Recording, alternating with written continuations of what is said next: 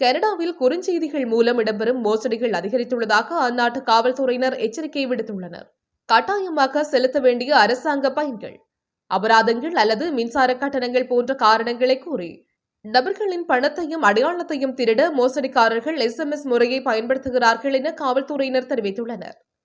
2025ஆம் ஆண்டில் அடையாள திருட்டு குறித்து 64% கனேடியர்கள் தங்களது கரிசனையை வெளியிட்டுள்ளனர். உங்கள் அரசு நலன் பெறுதல் கிடைக்கிறது, செலுத்தப்படாத கட்டணம் உள்ளது, உங்கள் வங்கி தகவலை புதுப்பிக்க வேண்டும் போன்ற குறுஞ்செய்திகளில் லிங்கை நீங்கள் கிளிக் செய்தால் உங்கள் தனிப்பட்ட தகவல்கள் திருடப்படும் என அறிவுறுத்தல் வழங்கப்பட்டுள்ளது. அத்துடன் நீங்கள் பயன்படுத்தும் சேவையிலிருந்தே குறுஞ்செய்திகள் வந்தது போல் தோன்றும் என்பதால் இது உண்மையானது என நம்ப வேண்டாம் எனவும் காவல்துறையினர் குறிப்பிட்டுள்ளனர். அதே நேரம் அறியாத நபர்களிடமிருந்து வந்த லிங்குகளை கிளிக் செய்ய வேண்டாம் எனவும் கைபேசி பாதுகாப்பு மென்பொருளை தொடர்ந்து புதுப்பிக்க வேண்டும் எனவும் அறிவுறுத்தப்பட்டுள்ளது. மேலும் சந்தேகத்துக்கிடமான மின்னஞ்சல்கள் மற்றும் குறுஞ்செய்திகளை உடனே அழிக்க வேண்டும் என தெரிவிக்கப்பட்டுள்ளது.